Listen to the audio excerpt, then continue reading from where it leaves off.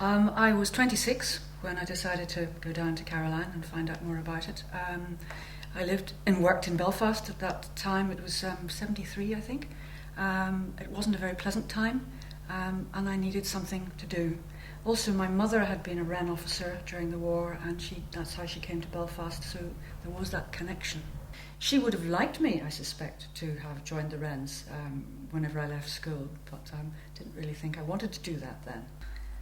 I joined the Caroline in 1958 because I had been abroad with my father and mother for years, and when we came back, I didn't know anybody here except one friend, and I decided it was a good way to get to know people. So that's how I joined up. I saw the advert in the Belfast Telegraph, and my friend and I went down. I got in okay, but my friend didn't. She decided against joining. So that's how I came to join the Caroline. I asked my father, could I join the Wrens? And he says, no, you're too young. And I harped and harped about that I wanted to join the Wrens. And he said to me, well, we'll think about it. You have to be at least 17 and a half years of age before you can join. And of course, Mother was on my side. She thought it would be nice.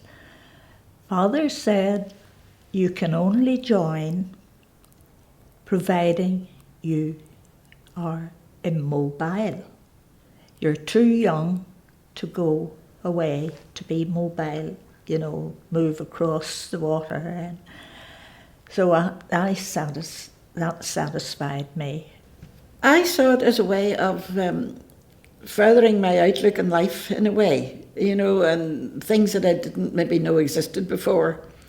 And, meeting different people, which normally I wouldn't have been meeting them at all if I hadn't joined the Caroline. I was 19 when I joined. I was a student at Stranmillis College at the time, and life was fun, but not very exciting. And I happened to meet a gentleman who turned out to be the Royal Naval Staff Officer on board HMS Caroline, and he said he thought I might enjoy the Women's Royal Naval Reserve. So I arranged to come down one evening, one drill night, and he met me at the gangway with the Wren recruiting officer. And I'm afraid that was me. I signed up that night. I think my mother there was just my mother at home. She was, I think, quite delighted I had something to interest me that wasn't taking me out of Northern Ireland. Although I would love to have joined the Wrens proper, but I stayed at home. My friends all just laughed and thought it was funny and quite enjoyed seeing me in uniform. My father was very anti. He had this vision of his daughter being sent off someplace. And even though I had explained to him it was only reserve and I would be doing 2 nights a week and I would be going off for a fortnight during the summer. And he had to be talked around before he would sign the papers for me. I had left school, done a shorthand and typing course, and I wanted to join the Wrens full time. But because I was 16, 17, I decided to join HMS Caroline. And I sat an intelligence test, I called it, on board HMS Kilmorey, which was minesweeper attached to HMS Caroline. So that was quite novel day. I can remember sitting and thinking this is quite strange, sitting on a minesweeper, sitting like an intelligence test. It was like pictures, and that's the part I particularly remembered. Maybe 4 pictures and a question, and you had to decide which of the pictures related to the question, and that was what amused me. One was like large cup, small cup, narrow cup, and then asking which one did the tea get cold in quickest. And washing lines, one tight, one loose, and it said which one would snap in cold weather. So to me that was an intelligence test. I don't remember what else we did in the test, just remember those. From memory, I think it was a Monday night and a Thursday night, known as drill nights. And you turned up, and at the beginning of the evening we had sort of divisions, and then everybody departed to their section where they were being trained, and then there was sort of a break halfway through the evening, and then we finished up again with divisions in the evening, and then we repaired to our respective messes where we'd have a cup of tea or a drink and just relax. I was assigned to communications branch, and within that branch I learned how to do voice techniques and also how to call up ships using their call signs and using the jargon that the Navy would use. And I also learned how to use crypto, which was really like an enigma machine. It really was, with all the little twirls and all like that you had to set it to. Well, when I joined, I was a writer pay, and that was doing accounts and people's pay, working out their tax and their national insurance. And I was in that for about 5 or 6 years. And then we had a chief wren who retired, and I took over her job, and she was a regulator, which is basically administration, but you're actually, there is only one in every group, and you're keeping their uniforms correct and keeping them correct on parade, and that they're doing things correct. Basically, I suppose, like a friendly policeman, let me put it that way. Because I worked as a sort of secretary, clerical work, I was assigned to the writers, and that I was quite happy with that. There was communications and degausers, but I was quite happy with the writers, yeah. You went on board and there was drill and inspection and drill, and then after that we went over to, there was offices or off Caroline, there were offices or buildings where we did the training for writers. I was asked what category I would like to do, and different ones were put in. Nothing interested me. Communications writer, no thank you. And then this word degausing came out, and I thought, what's that? That sounds interesting. Yes, please, I'll do degausing. Degausing is demagnetizing ships against magnetic mines, and there was a fair amount of training. So we had to learn about electricity as well as magnetism, of course, and how ships were demagnetized, and the difference in the demagnification of ships as opposed to boats, in other words, submarines. And, it was all quite a lot of training.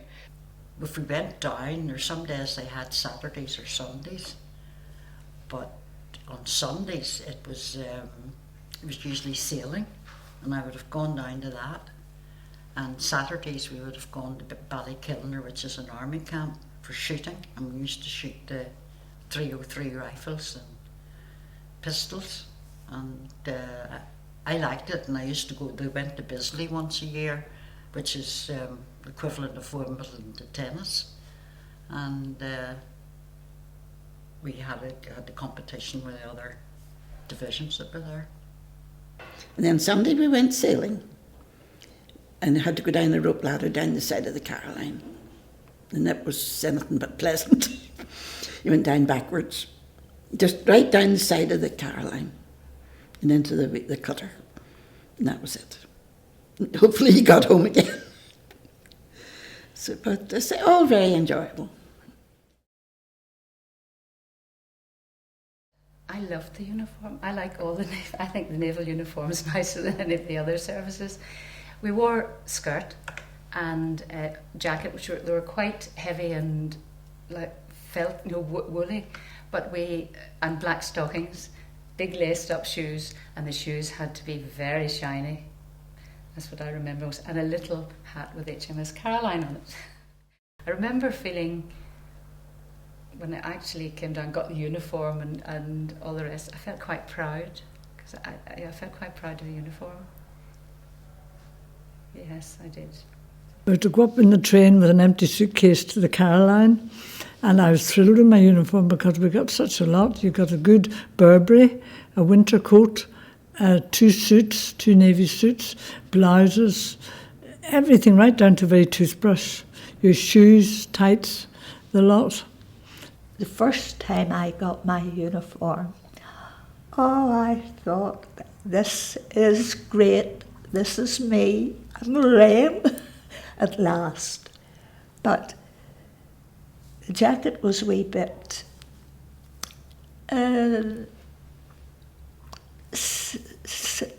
just, there was something about it, just didn't fit me properly.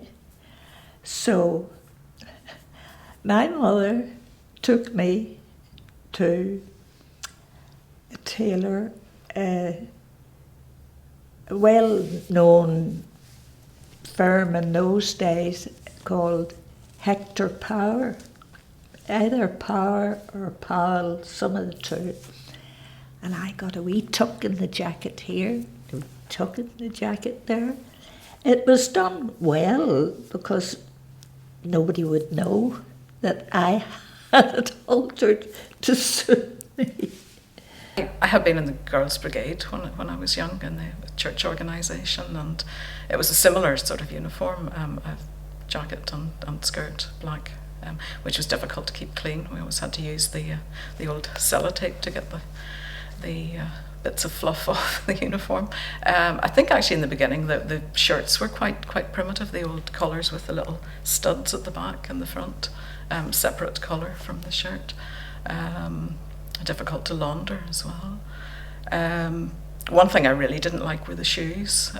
Every day we wore court shoes, which were fine with tights, but we had the big laced up shoes, and I have size 7 feet, so there was a lot of shoe there.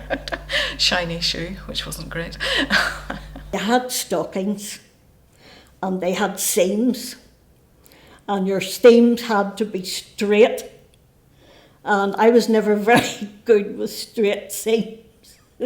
You were forever looking at the back of your leg to see where the seam had gone to. One of the biggest problems was I was breeding sows, or breeding pigs I should say, and so I would have sows farrowing, and that would go on, you'd have them whatever time of the night. And when we were in the earlier days travelling in uniform, I would say to myself, now will I call at the pig unit in case there's a sow farrowing on my way to Caroline, or wait till I come back? And I thought, better wait till I come back, because I daren't go in there with my uniform on.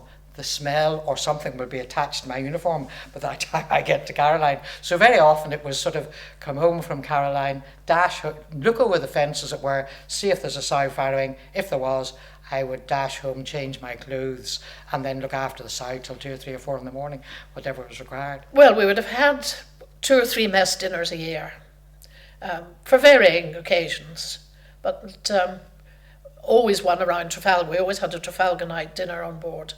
And that was the big occasion of the year. The Wren officers were in white piqué blouses with a collar and revers, little black boleros with their stripes on their arm, and long black skirts.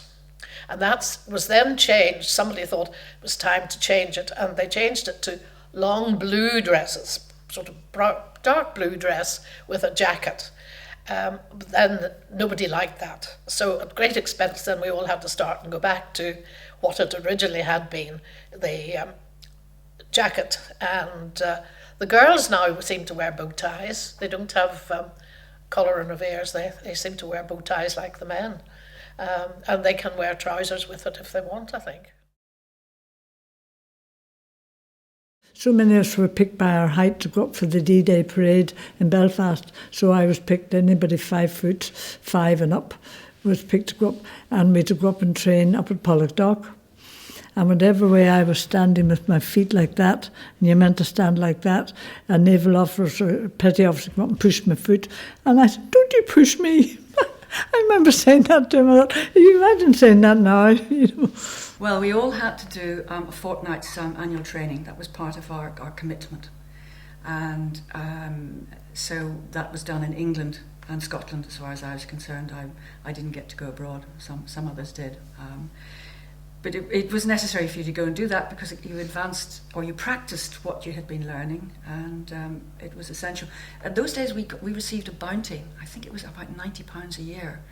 It was quite good, but you didn't qualify unless you'd done your training. I worked for the Belfast Banking Company, which is no more. I do remember I had a bit of a battle on. They allowed you got 2 weeks or 3 weeks holiday. I think it was 3 weeks holiday you were allowed in a year.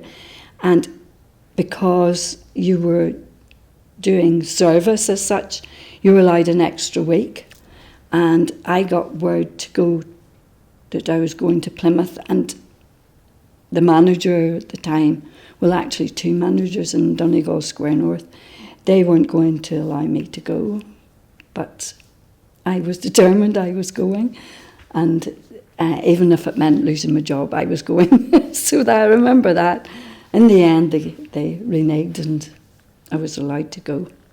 We did have pretty rough time when we were doing our marching because it was summertime, and it was the heat wave that they had one year, and one of 2 or 3 Wrens had not brought their summer shirts with them, so we were all made to parade in our full wooden outfits, which was horrendous, but we still had to do it.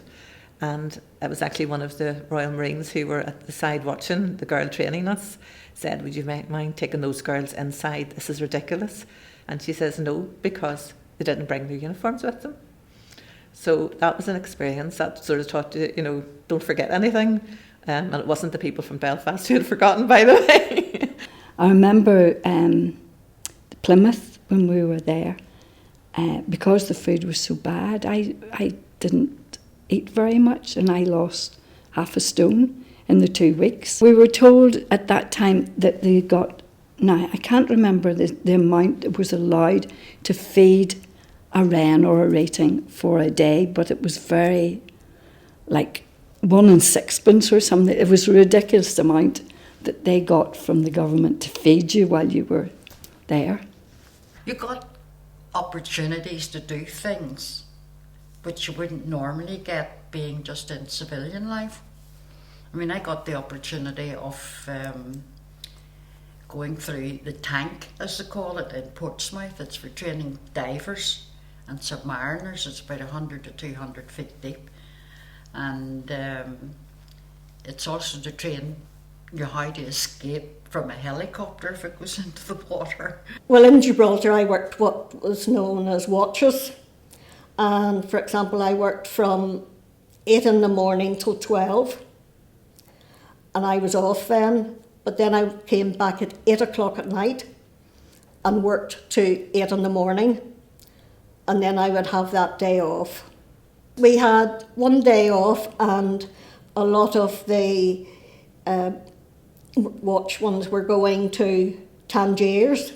So we decided, Pat, who was my watch keeper with me, we decided we would like to go to Tangiers. So off we went, and we went to the Casbah. Never seen anything like it in all my life, with the meat hanging all down. The meat was beside the jewellery, or beside the rugs. It really was unbelievable. And it was a very big Casbah too. It had 5 entrances. And it was packed to the gills. And while we were in Tangiers, we saw the snake charmers. I'm not a lover of snakes, and I didn't really like them. He says, no bite, no bite. And I wasn't, he wanted you to touch the snakes while they were being charmed, but I didn't do it. Pat and I went on a camel. The camel got down, and they're not very pleasant animals. It was busy, spitting at people. And the pair of us got on the camel anyway, and when it got up, it did not feel right. It was like a ship, You felt you were going to be seasick with it. But it was enjoyable. And as I said, going over in the boat, we saw the dolphins swimming alongside, and coming back again it was quite rough. And the dolphins were still swimming with the ship. So that was one of our days off. I have a group of friends and we still meet to this day, and there's about 10 of us all told, and we've all kept in touch over the years. Even after we got married and had children, we all still used to meet up quite regularly. We used to go to one another's houses at one time. Every month we went to somebody else's house. So, but that gradually, as families got bigger, maybe it wasn't every month, but we did still keep in contact. And I'm still in contact with quite a few of them because, and we also, quite a few of us belong to the Wrens Association. We made a lot of friends, and we still in contact with friends. Must be 50 years or more now, and we still meet up at least once a month. And it was like a big family, because even though you haven't seen somebody maybe for 5 or 6 years, whenever you go up to them and say, "Oh," and they start talking as if we just saw you an hour ago. So it was very much that way. And if you needed something done in your own house, and you couldn't get anybody to do it for you, you would go down and say, "Look, I need such and such. Well, I'll come up and do it for you." Or, "I know somebody who can do that." And I miss that now. So I do. I'm very happy to say that my former colleagues, we do keep in touch with each other. It's great, and the young that were very young before I left, who are now at HMS Hibernia in Lisburn, have started to invite us to their social occasions, which is very good, because then you get to meet all of those young men and ladies again too. So it's very pleasant. There were 5 of us who came from all different parts of the town, but we made friendships there, but only on the Caroline. I mean, we didn't socialise at any other time, because we all had our different lives to lead. But while we were on Caroline, yes, we were very friendly. I would love to contact some of them again, but I don't know how to contact them. The manager of the Naval, he says, "Oh, you needn't look at her unless you're from here to here. With gold braid, she'll not look at you." And Bill says, "Oh, she'll look at me all right." And he was the first chap I had ever gone out with, but I didn't like him in those days. And but when I saw him, he looked so nice. He was a petty officer then. He ended up a chief petty officer, but he was a petty officer then. And he said I forget the manager's name, and I saw that fella weekly, I'm sure, for chocolate, but I can't remember his name. And he said, "Oh," he says, "do you know her?" He says, "I know Margaret, she'll go out with me all right." And when I looked at him, I said, "I think I will go out with him," because the uniform made all the difference. Well, I think my most enjoyable thing was meeting my husband on board. He was one of the doctors, and he had been in the Royal Navy, came back here to stay with his sister, actually, to see what he would do with the rest of his life. He joined Caroline on a temporary basis, and 50 years later he was still there. So that was my most memorable happening, I suppose. And as a result, my elder daughter is called Caroline. So it's very much been a naval family. And my son joined the Navy as well. We were very social, yes. The wardroom mess dinners used to occur on a regular basis, and every year we would have a Trafalgar night dinner. And when I was First Lieutenant and Mess President, I presided over all of those. And so and had a lot to do with the organisation of it and sending out the invitations and things like that. And the Trafalgar Night dinner was particularly good because it was the occasion whenever we would invite our former colleagues who'd retired to come back, and they enjoyed it that evening as well. One of the things that we did was to work when there were functions on, like Trafalgar Day, and there was ship's company dinner as well, which was for us. But I did waitress a few times, and once I did waitress in the wardroom, and one of my I was always worried about serving to the left and collecting from the right and doing everything properly, and I had to take a bowl of fruit to the table, and the bowl of fruit upended and all the oranges and apples were bouncing all over the place, which was a bit embarrassing. But it was quite late in the evening, so I think everyone was a bit understanding. Well, there was different types of dances. We would have the formal dance. There was always a May ball, and it was very formal with you wore the long gloves and long dresses. Nobody would have gone in as you could now in a short dress, and you got your hair done up for it, and your makeup on, and you felt like this is great.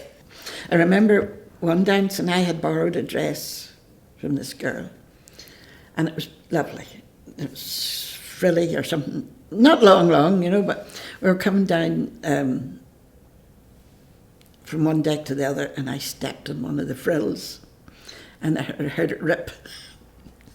And what was I going to do? Because this was a special dress for her, so my mother had to take it into the invisible menders and get it fixed. She never knew. I got engaged. My fiancé wasn't a member of Caroline, but we decided that we would have the party on Caroline, and we had it in the ratings mess. And I remember baking little bits and pieces to bring along for the party, and everybody was really, really curious. Obviously all the colleagues and members of our family were just curious to see where Caroline was and what it was like, and I think it made a big impression on them. Actually, people still remember that they were actually there, and climbing up and down all the ladders, and the toilets were a big attraction as well, climbing up the steps to the loo. So. But in those days, the drill space was for us to do marching exercise and training and so on and so forth. But also then they had a fountain in the drill space for the New Year's Eve ball, which was, to see a fountain in there was just wonderful. But at midnight, all the ships in Belfast Harbour, in those days we had a lot of ships in Belfast Harbour, at midnight they all blew their horn, and I can feel the pimples on the back of my neck. Oh gosh, it was a wonderful, wonderful noise. And one of the last bands I remember, I'm sure he must have been about 80, and he did it was like a swing band, and he did all the Glenn Miller songs and a lot of Neil Diamond, especially Sweet Caroline. And when it was played, everybody was up on the floor singing Sweet Caroline. We certainly did rock the boat with that song. Well, certainly once you were down within the gates of Caroline, you didn't have any worries at all. There was a sniper on one occasion who inflicted the only damage on Caroline that was ever inflicted on her. She had escaped the First World War without any damage, but an IRA sniper fired something at her, and one of the funnels got a bullet mark, I suppose, on it, and that was the only damage that was done. And then there was a bomb left in the gunnery school, which was the school on the jetty that we used for classrooms, but again that was defused without any trouble. So apart from that, Caroline wasn't really involved, but at the troubles at their worst, I suppose in the early 70s, there used to be an officer and half a dozen ratings would sleep on board every night or stay on board. I hope they didn't sleep. I thought they were there as guard duty, just as a precaution.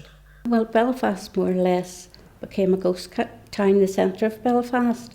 There was metal gates at each end of Royal Avenue, and you were searched before you went through them. And for us coming to the Caroline, anybody that didn't have a car or didn't have a lift, there was a bus organised round about, and it left round about the City Hall, and brought us to Caroline and then took us back on drill nights. We used to go to a dance called the Floral Hall, which was up in Bellevue, and it was great on a Saturday night, and Ken and I would really have enjoyed it, but it closed down, and a lot of the other dance halls that were in Belfast, they're all gone now. Whereas there used to be one in the Co-op, I can't remember the name of it. Then there was one called Romano's, and there was one then in King Street, and so you had quite a few, and of course you had Queen's University as well, and but it all changed. You couldn't go to any of those. You wouldn't have known who you were talking to, for a start. And you certainly wouldn't have mentioned that you were in or on the Caroline.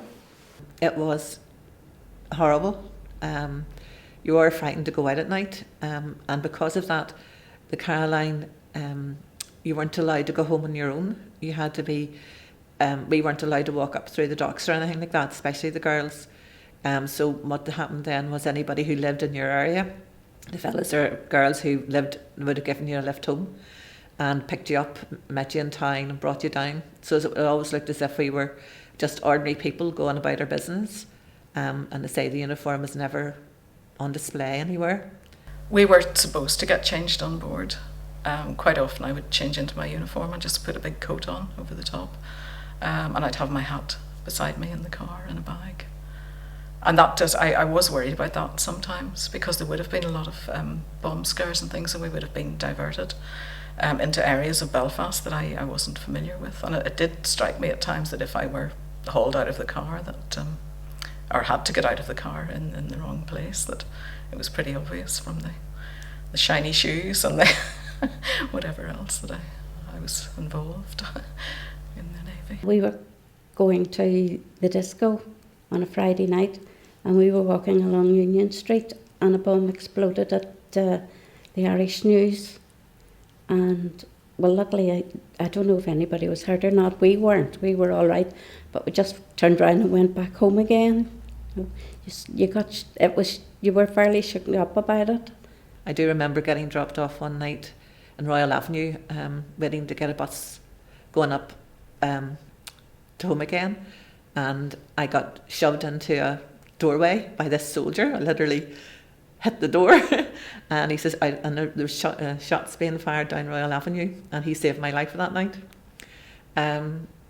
Things like that. It was just, you lived through it, you did it, you just ignored it. When I was the senior Wren officer, and I had a Wren officer coming over to inspect, I was taking her back to the hotel, and she said, Valerie, I think you girls are just wonderful, the way what you are putting up with to get to HMS Caroline, to stay in the reserve, because some people hadn't left.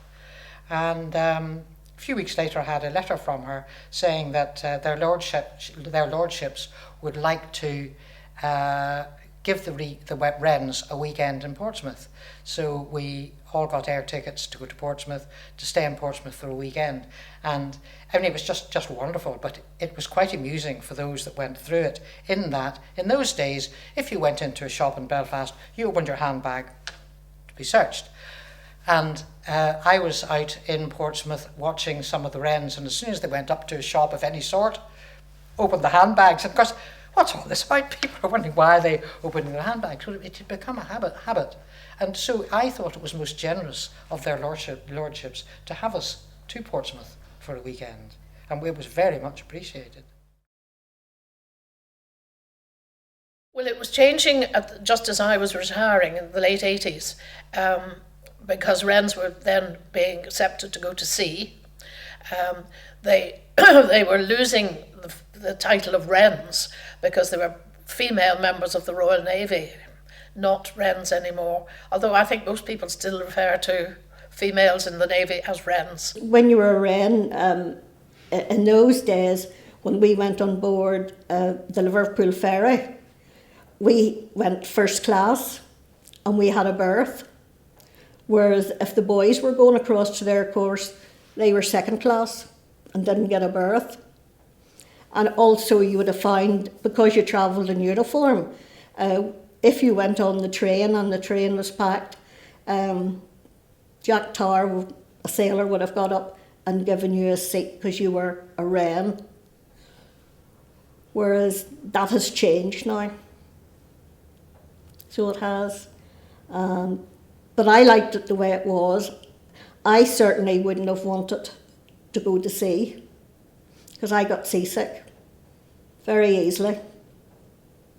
And I just wouldn't have wanted that. I liked being on the shore.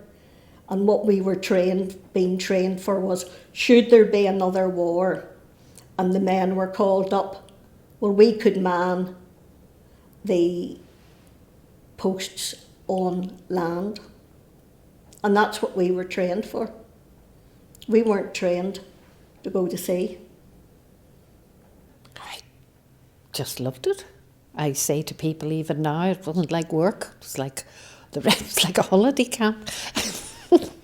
But I'm not so sure I'd want to join the services now. It's all become a bit too serious. The Wrens are now, I don't know, it's sort of the reserves here now, that they're all in trousers. They don't wear skirts in the full-time Wren. I'm not sure what the reserves are like now, but we were treated as females. But now, of course, they carry guns, and so I'm not sure I would have wanted to join.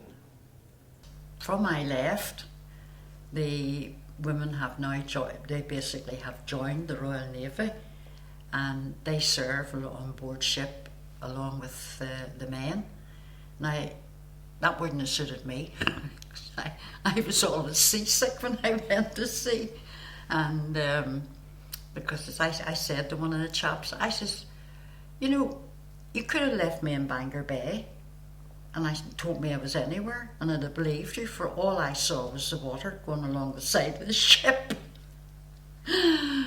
As Wrens, we used to go to, on the minesweeper, to the Isle of Man or Scotland, and there was nothing I enjoyed more than being at sea. And so, no, I'm very fond of at sea.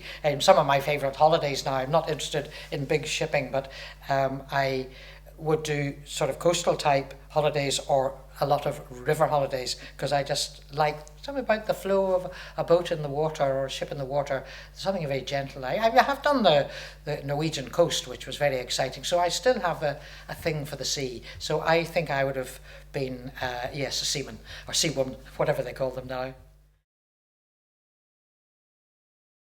The only reason I left was I was going to London to work, to another hospital in London, and I just got transferred to HMS President, and that was it. It was no stuff.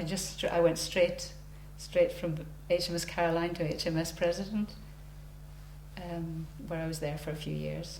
Because I'd intended to join the full-time Wrens, so that's what I did when I got to the 1963, and off I went to England and did 4 years in the full-time. And at one point during that 4 years, I was at HMS President in London, and I was working in the office of the Admiral Commanding Reserves, which was quite funny, because I was sort of dealing with things that then were back to do with Caroline and stuff, so yeah.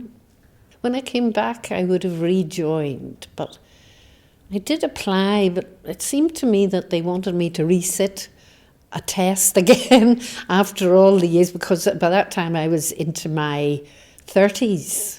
So I'd been out of the Wrens from I was 23, and they seemed to think I should resit some kind of test, and I thought, I've been a full-time Wren and a reserve, I didn't see why I should have to resit, so I never pursued it. I took extended leave because I was pregnant, and then when I had my son, I had no babysitters, and Ken was already going to the Caroline on a Monday and Thursday, so I really didn't have anybody, and I had to leave.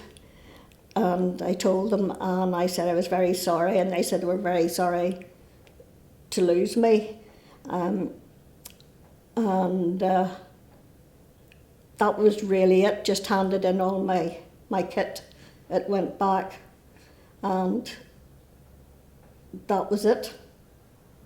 To be honest with you, I think my boyfriend at that time, I don't think he really wanted me to have that sort of freedom back in those days. So in a way, I think I probably gave it up,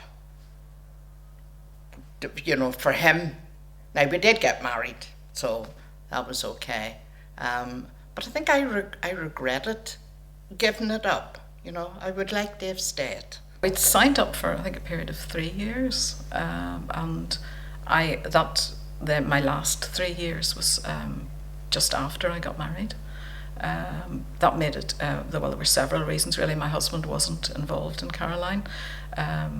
Also, I had the new job in the hospital, and I was studying for that, so that was taking up a lot of time, and eventually that involved weekend and evening work as well. So I didn't have the 2 spare evenings left to come. Also, it was around the time of the Falklands, and a lot of the men were quite sort of upset that they couldn't go and serve in the Falklands.